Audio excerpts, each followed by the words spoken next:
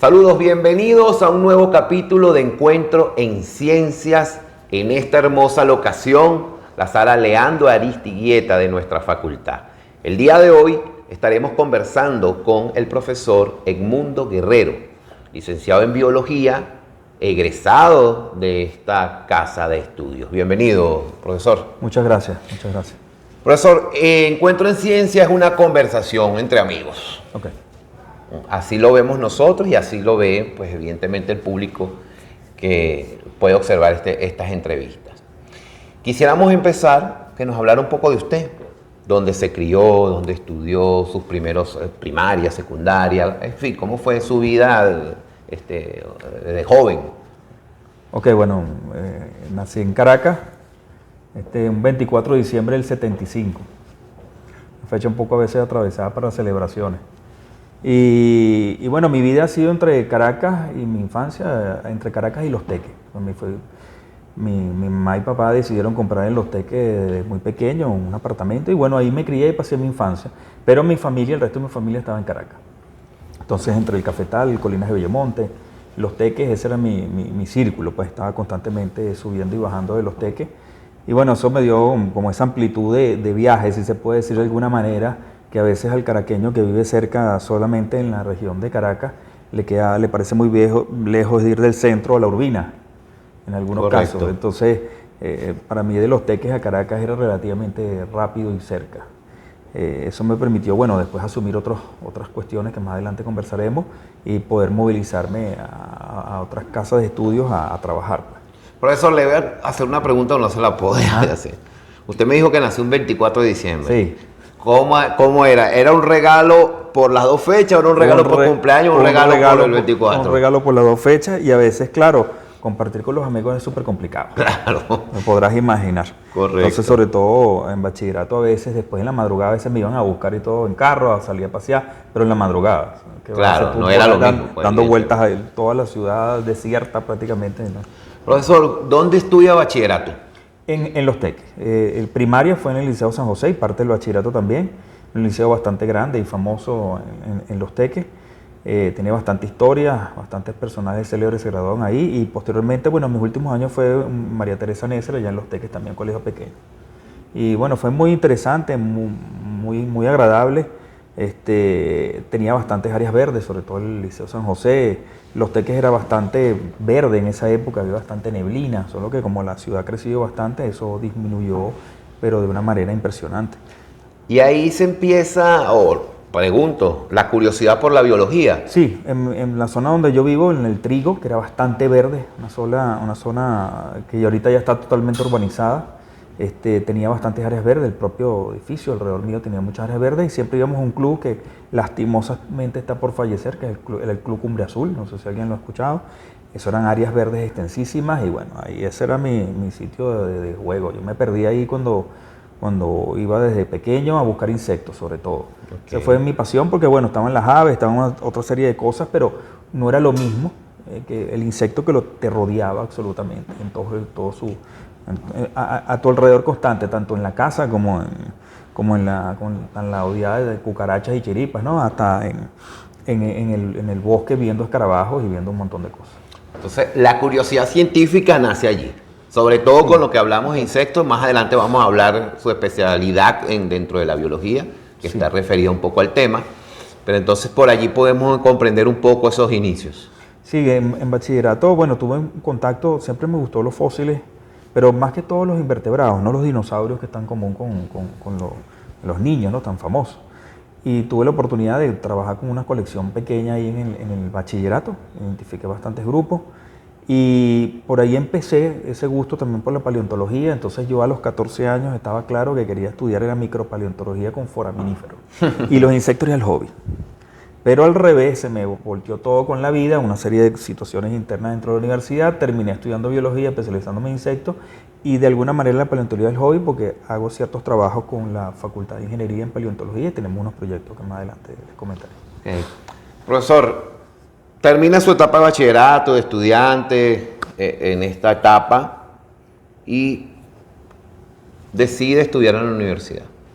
Evidentemente una carrera científica. ¿Cómo entra a la universidad? ¿Cómo fue ese proceso? Sí, la idea era, bueno, como todo, ¿no? Porque tú puedes tener, y eso es un consejo que le doy a muchos muchachos, y sobre todo ahorita con las redes sociales, ¿no? Está la afición por la historia natural, la afición por de alguna manera divulgar ciencias, pero tienen que profesionalizarse sí o sí. O sea, al título al final, para asumir un cargo tienes que tenerlo. O sea, no vas a quedar como un pseudo influencer o un mal llamado influencer de redes sociales, hablando de cosas y refritos que buscas tú en las redes. Correcto. Porque todo ese material que ellos divulgan ahí no es de ellos. Eso no les pertenece a ellos. Eso es a partir de muchos investigadores, muchos siglos de conocimiento que ellos simplemente lo están replicando y no de manera profesional. Tienen que profesionalizarse en lo que les gusta. Inclusive si quieren hacer divulgador científico, estudien periodismo. En serio, si no quieren dedicarse a las ciencias como tal. Pero tienen que profesionalizarse. Eso es un consejo. En mi caso lo hice y bueno, de ese hobby, porque es un hobby, lo transformé en una profesión, pero bueno, al final es como no tener una carrera realmente porque es tu hobby, pues es mi forma de vida.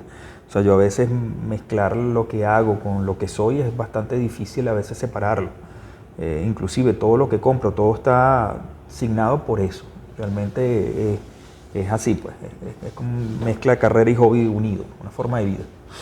¿En qué año o en qué etapa ingresa a la universidad? Sí, bueno, ¿Cómo fue ese proceso? ¿Cómo es ese cambio de bachillerato a universidad y más como una facultad que tiene unas características tan especiales como la Facultad de Ciencias?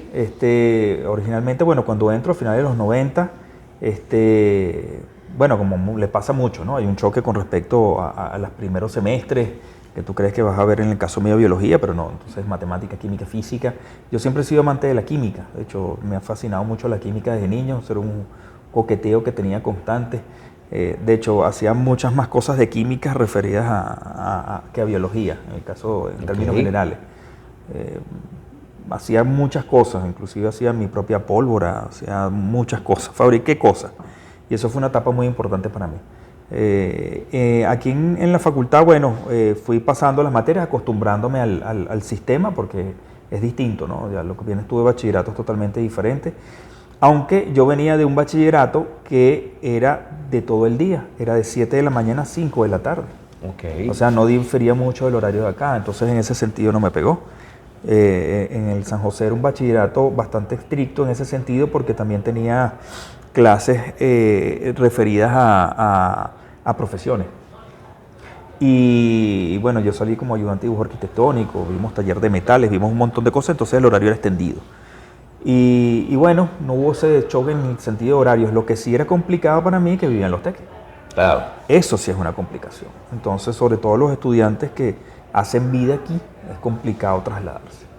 Sobre todo, bueno, las limitaciones del transporte, que no es de ahorita, son limitaciones y son históricas con respecto al transporte de la misma universidad y el mismo transporte propio urbano de la ciudad. Es complejo. Tú puedes despertarte a primera hora, generalmente uno se para a las 3 de la mañana, 4 de la mañana para organizarse y para salir a las 5 y media de la mañana y por alguna cuestión alguien se resbaló, un choque, una cosa en la Panamericana, llega a las 11. O sea, no tienes manera tampoco de saber si vas a poder llegar a tiempo o no. Eso es una de las cosas cotidianas que vive la gente y que viven los estudiantes históricamente, porque lo sé, solamente yo soy el único que vivo en Los Teques. Eso fue complejo. También viví algunas etapas justamente por eso en Caracas, con abuelos, con mi abuela y una vez con mi papá, que también vivió en Caracas un tiempo. Y bueno, así me estuve bandeando porque de verdad que la cuestión es compleja. Pues hacer esa vida doble de Caracas a Los Teques para estudiar y una carrera tan densa como es ciencias en general, no solamente biología, ciencia, es complicado. Profesor, ya entrando como tal al estudio de la biología aquí en la facultad, ¿algún proceso que lo haya sorprendido? ¿Algún descubrimiento de todo lo que tiene que ver con la biología que usted haya dicho, oye, esto ha transformado o me ha impactado, conjuntamente con algún profesor o profesora que le haya marcado el camino dentro de la carrera de biología? Ok, fíjate, un paso importante por lo menos en mi vida antes de entrar a la universidad, bueno, fue mi paso por el Museo de Ciencias Naturales de Caracas. A los 14 años pude trabajar ahí. Estuve trabajando en ese momento con investigadores que eran especializados en insectos, en geología. Y bueno, hice bastantes cosas interesantes en ese momento. Estuve a cargo de la colección de paleontología a los 14 años en ese momento. Y bueno, como te digo, viví esa dualidad y de ahí vino esa de paleontología, entomología, que ya la entomología la tenía de mucho antes, pero empecé a ver y querer otras cosas, ¿no? Ya cuando entro en ciencias, porque también coqueteé con entrar en geología, entro en ciencias, bueno, ya me perfilo a ver qué es lo que voy a hacer. Pasa que un profesor, un investigador en su momento me dijo en el Museo de Ciencias, si te quieres morir de hambre, sé entomólogo. Entonces, bueno, eso fue como que algo que me marcó en la vida y no quería ser entomólogo profesional. Pero mira, la vida me llevó a eso, me va arrastrando hasta llegar a ser entomólogo. Traté de irme inclusive por otras cosas, a bioquímica me gusta mucho, ciertas cosas me llamaron la atención, pero bueno, al final lo que es, bueno, el cura va para la iglesia, terminé en entomología obligatoriamente. En ese interín entró el Laboratorio de Biología de Vectores y Parásitos, que se llama actualmente así, en el momento que yo entro se llamaba Laboratorio de Biología de Vectores, ahí en el Instituto de Zoología y Ecología Tropical, que en ese momento se llamaba Instituto de Zoología Tropical nada más. Y bueno, entro ahí a trabajar con entomología médica. Había hecho un curso de entomología forense, estaba interesado también con hacer cosas de entomología forense, pero bueno, ahí se trabajaba con vectores principalmente de enfermedades o de agentes patógenos, agentes etiológicos, mosquitos principalmente, simúlidos, con la profesora María Eugenia Grillet, trabajé con el profesor Juan Carlos Navarro, con la profesora Yadira Rangel, que actualmente es la directora, y bueno, ahí me formé, me profesionalicé, me dejaron hacer. De ahí surge la inquietud y la reparación de equipos ópticos, porque esa fue otra cosa que ocurrió por necesidades de muchas cosas al trabajar con mosquitos,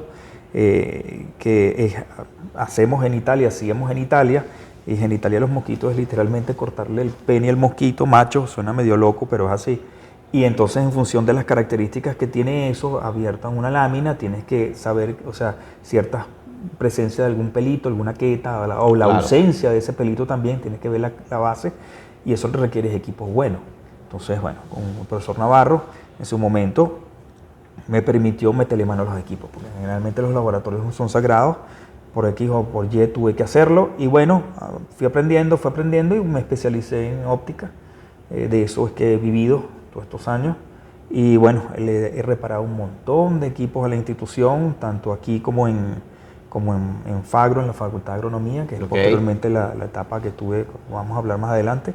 Y bueno, he reparado un montón de equipos y he dado un montón de apoyo técnico a un gentío, no solamente aquí en la universidad, al IBI, que a muchas personas he ayudado con eso. Profesor, el proceso de estudio. Ajá.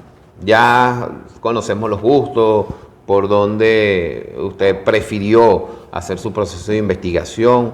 Ahora, siendo estudiante, ¿dónde empezó a sentir o decir, yo voy a dar clase en esta universidad? No, como tal no ocurrió, ¿no? Porque en el caso mío es el tema y lo que le pasa a muchas personas, ¿no? El tema de lo mío era insectos, trataba de coquetear siempre con insectos, como te digo, vi muchas cosas que quizás desde el punto de vista monetario eran más atractivas, claro, pero igual es lo que me gustaba. Entonces, por ahí fue que fui y las oportunidades, de hecho, se fueron abriendo, fue por ahí. Y de ahí en el laboratorio, como te digo, cuando tú entras ahí ya haces vida. Correcto. Sigues haciendo materias, pero haces cosas. Y participé contratado en proyectos, fui técnico del laboratorio contratado, fui preparador también de la materia de entomología con el profesor Navarro, di clases con él en entomología. Entonces, es algo que tú no te decides, o sea, tú va pasando.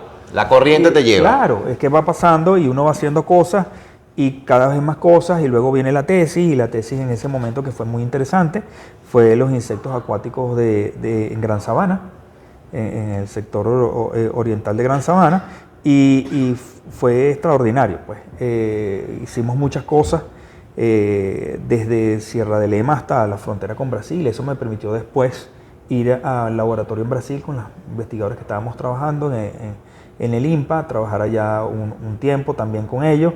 Y bueno, por eso te digo, todo se va dando, no es que no hay un momento así épico que uno diga, aquí es donde... Correcto. No ocurre, porque va pasando muchas cosas, van pasando muchas dificultades, las vas superando y así va.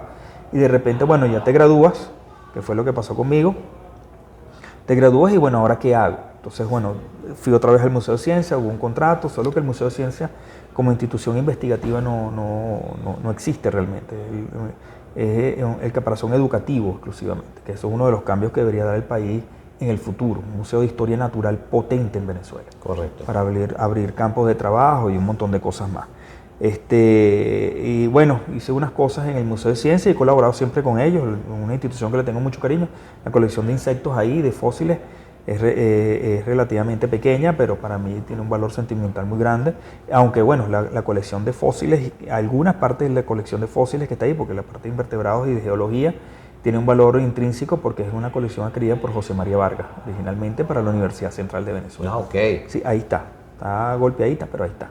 Es un proyecto que algún día me gustaría, porque hemos descubierto muchas cosas interesantes con respecto a eso, que me gustaría dejar por sentado, pues. ¿Cómo qué?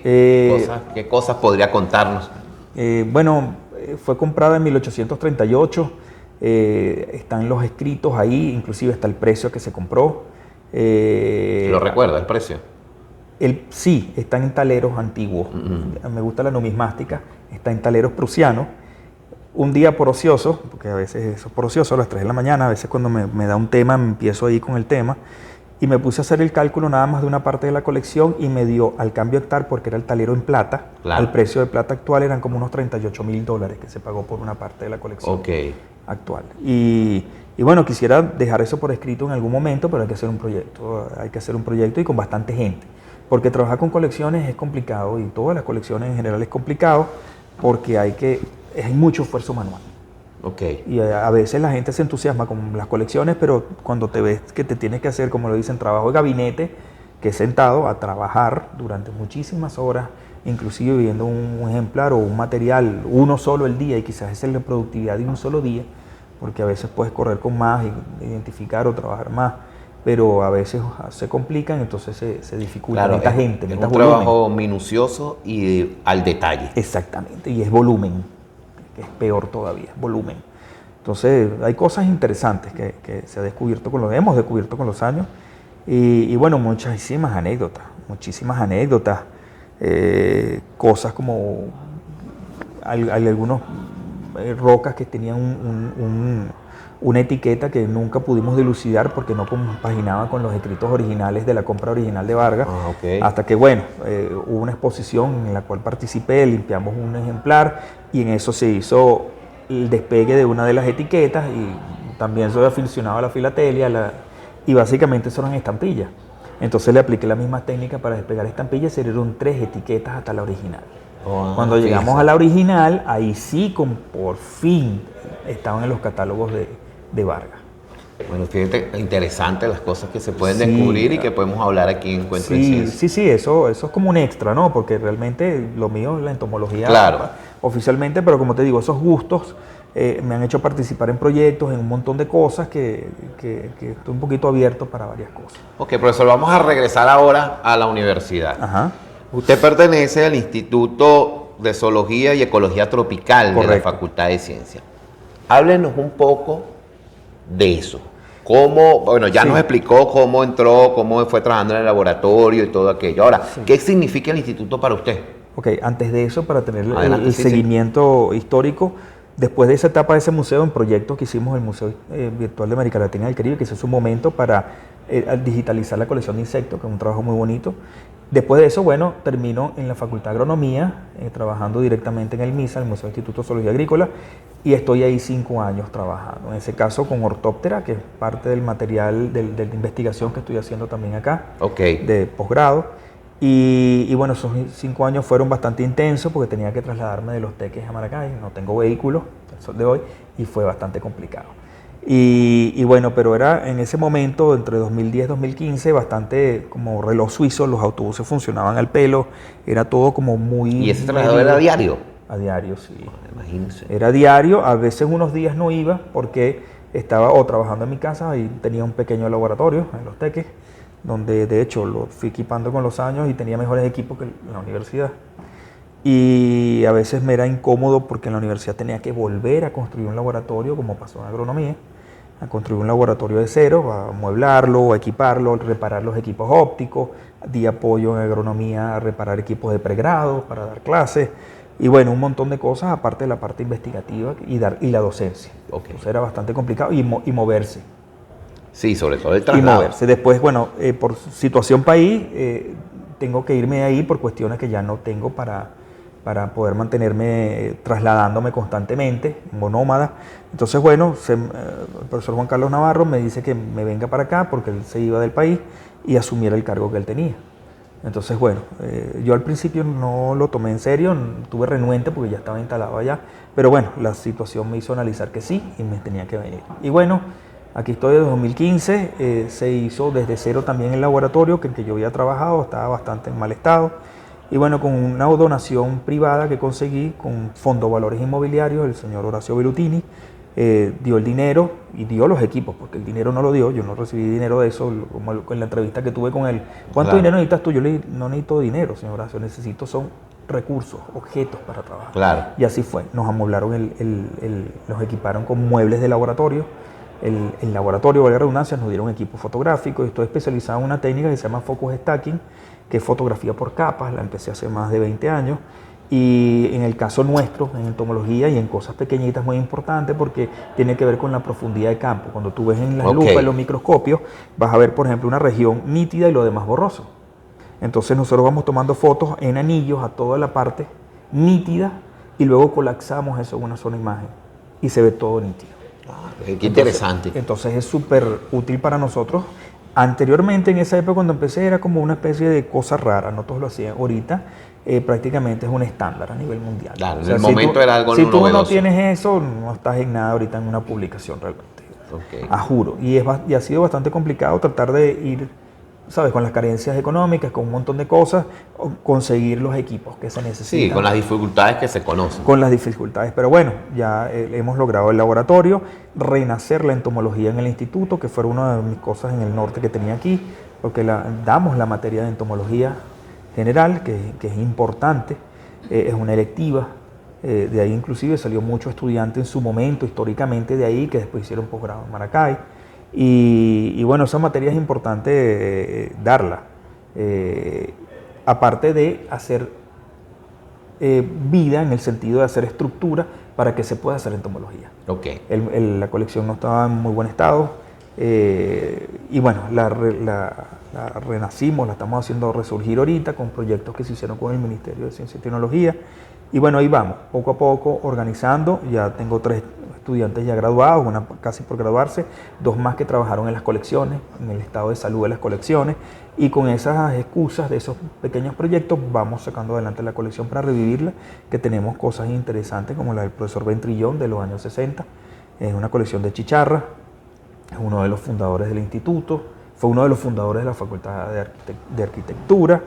Y bueno, estamos ahí sacando y desempolvando, porque hablar de colecciones es hablar de historia también. Correcto. Y aspectos históricos de la colección, algunos hechos interesantes que hemos descubierto. ¿Como cuáles? Bueno, ciertas, que se puedan contar. Sí, compras en ese momento que hacía el profesor directamente con compradores en África, de insectos, ciertas cosas, profesores que en un momento que eran importantes en grupos de insectos, quisieron ser profesor de acá. Y yo no lo sabía, por ejemplo, creo que nadie lo sabe. Conseguimos cartas originales, hay cosas interesantes que en su momento publicaré. Yo quiero eso para un trabajo de ascenso. De hecho, ya tengo tiempo haciéndolo. He querido revisar la colección histórica de fotografías, que para eso también ha tomado ciertas cuestiones por las mismas situaciones, que ahorita está cerrada porque la están restaurando y un montón de cosas. Pero bueno, poco a poco se van dando las situaciones, se van dando cosas raras. Por ejemplo, una de esas cartas del profesor Ventrillón estaba hablando venía un investigador de Norteamérica y él lo estaba esperando en un hotel en Caracas. Ese hotel desapareció, no me acuerdo el nombre exactamente, y resulta que en la silla donde yo estaba leyendo esa carta perteneció a ese hotel. No, fíjese, interesante. Esa silla perteneció a ese hotel, entonces fue una cosa extraña, o sea, casi así como la historia sin fin, no sé, casi que te hablaba la carta. En el lobby de la cuestión yo estaba sentado en una silla que perteneció a ese sitio. Entonces fue como medio extraño, ciertas cosas que han pasado con eso, pero ahí vamos, están pasando cosas interesantes con eso. Y bueno, ya la colección está bastante decente, ya pronto yo quiero hacer un pequeño acto de reinauguración de la colección cuente con nuestra presencia para hacer un trabajo ya de lleno de invertebrados terrestres. Es pequeña, ojo, pero es muy valiosa. Y de hecho, para mí y eso es lo que estoy buscando, sería como la segunda, y el MBUCB sería la segunda colección registrada a nivel nacional, porque su fundación es en 1948. Otras datan desde esa época, pero no formaron parte de como museo, realmente no se formaron, no se inauguraron como museo en esa fecha. Okay. Datan las colecciones de esa fecha.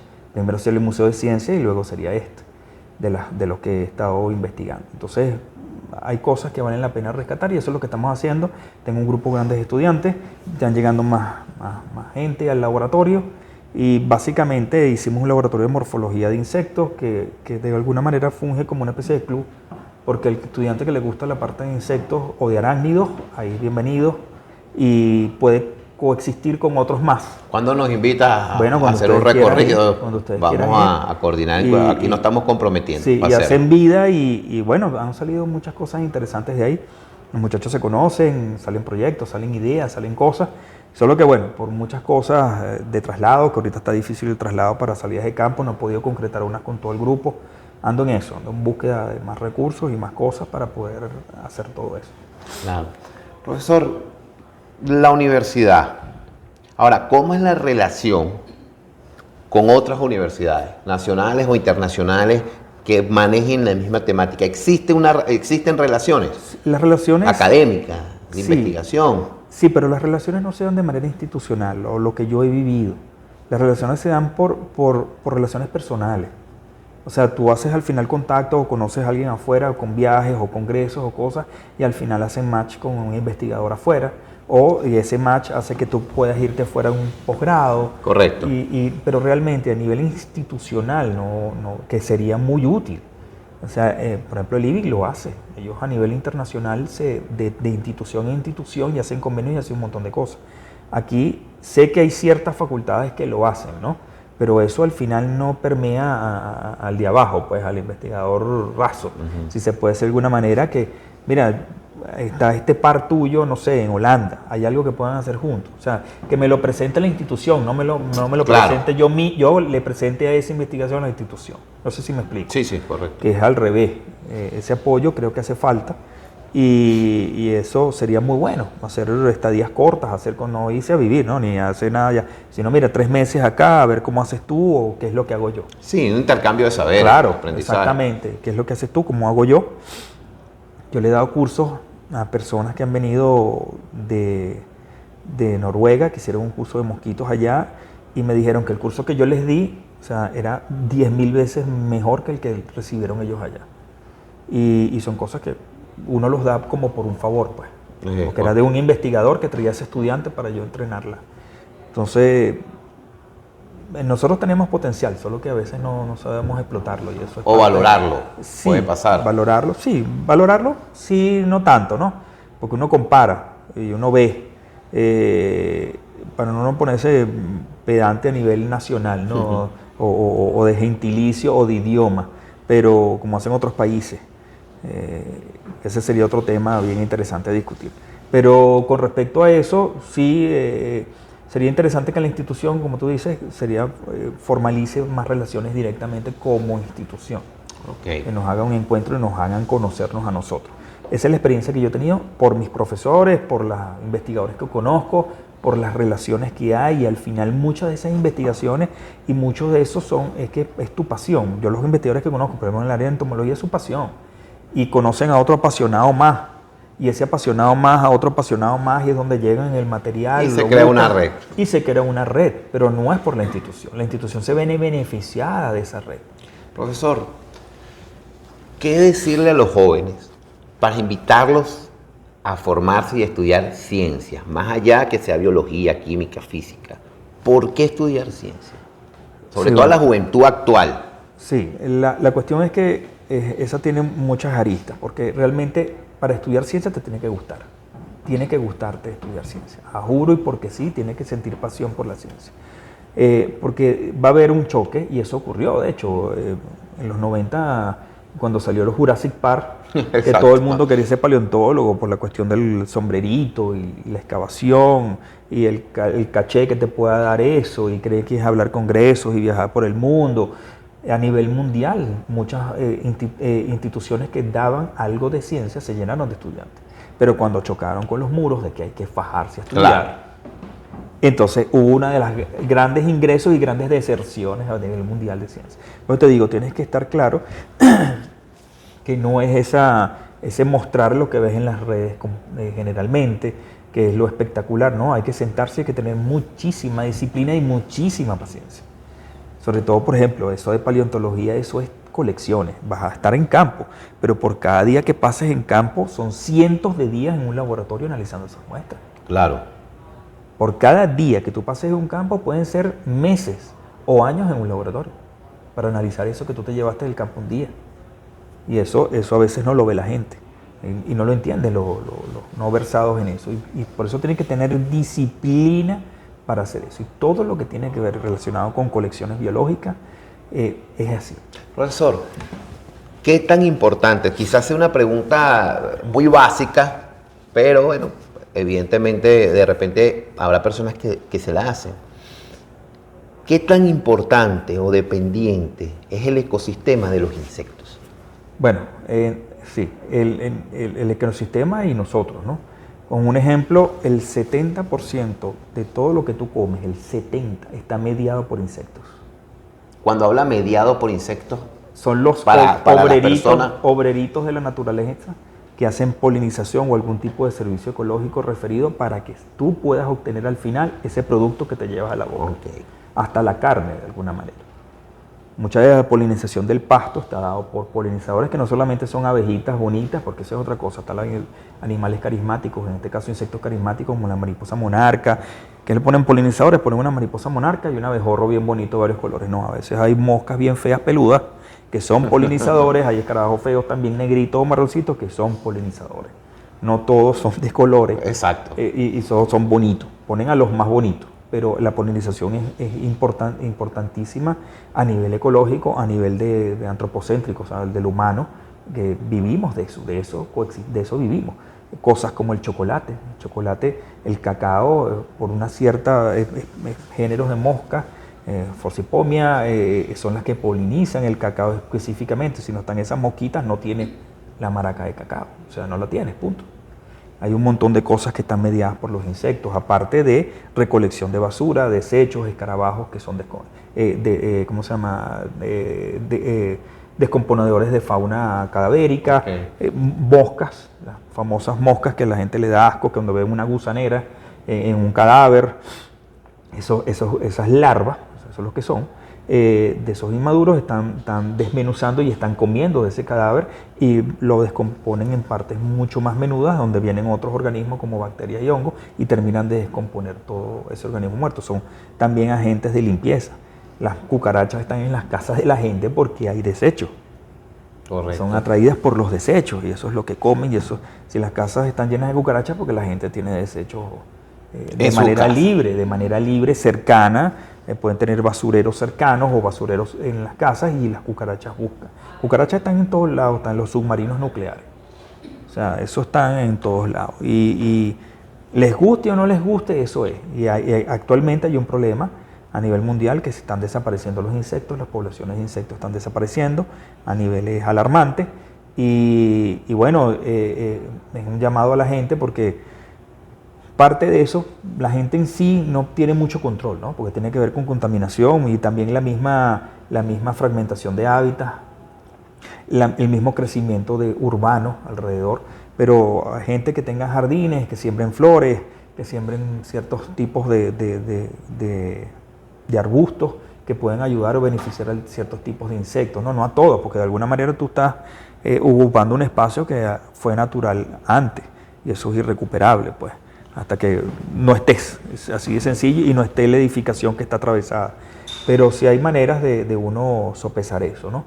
Pero es importante que la gente sepa que está en franco declive la población de insectos. Es importante, entonces, no solamente difundir eso. Sí, el número de especies, sino el número de individuos, porque una cosa son las especies y otra los individuos. O sea, los insectos son diversos, más de 1 millón de especies a nivel mundial.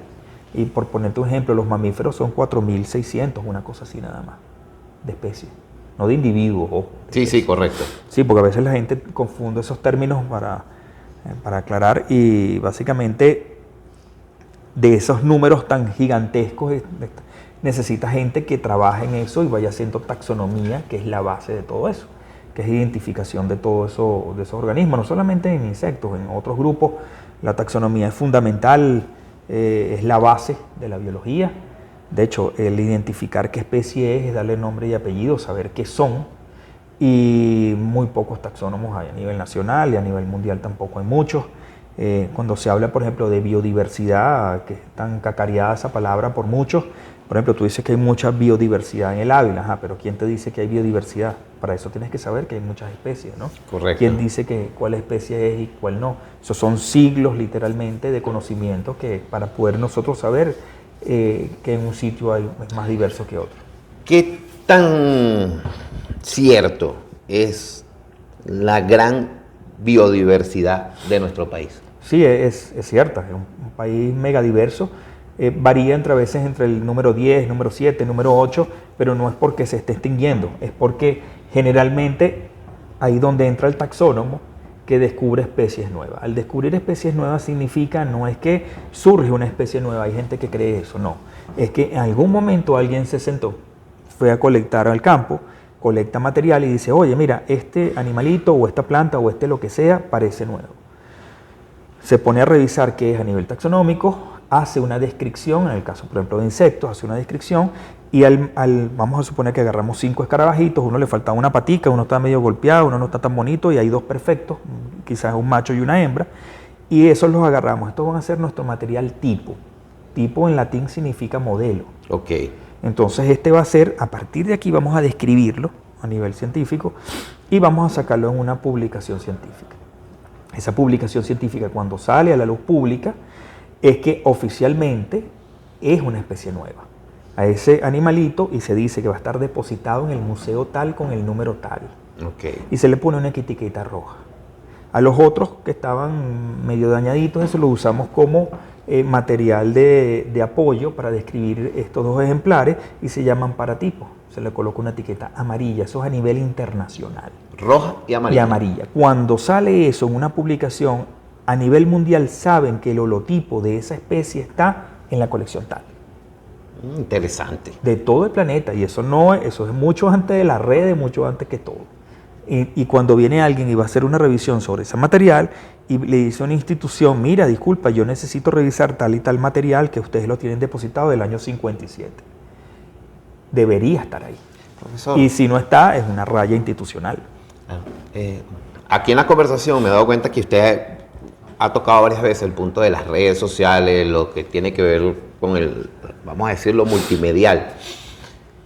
¿Qué tan importante es en la actualidad la tecnología, las redes sociales en el ámbito científico, sobre todo en la biología y evidentemente en lo que usted desarrolla? Okay, yo para la difusión, quizás, sí, responsable y ética. Sí, yo veo, y fíjate, las redes sociales yo las veo como una revista. En el caso de Instagram y todo esto, la gente dice que ve como de un concepto algo nuevo, algo que es digerible rápidamente, que pasa en segundos, pero realmente muchas revistas científicas, por ejemplo, muy interesantes, y un montón de otras revistas, inclusive de farándula, de cosas, te aparece un pequeño escrito, chiquitico de un tema, y está en esa misma página 5 escritos distintos de diferentes temas. O sea, básicamente eso es un dossier, o sea, no hay mucha diferencia en eso. Solo la diferencia la vas a dar tú en lo que tú consumes. Es igualito, si tú agarras revistas de farándula y te nutres nada más revistas de farándula, por muy escrito que esté, es farándula. A menos que tú te dediques al periodismo de farándula, que esta es tu profesión, sin desmeritar a nadie, ¿no?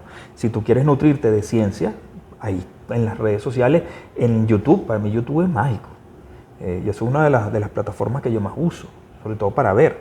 Ves videos, ves documentales, ves un montón de cosas. Gente en visitas a un museo, alguna cosa particularidad que alguien ve, pero eso lo escoges tú. Eso lo escoges tú, eso lo haces tú, básicamente, y tú eres el moderador, el que va al final, vas a sacar lo que tú quieres sacar de ahí. Si tú quieres consumir basura, tú consumes basura.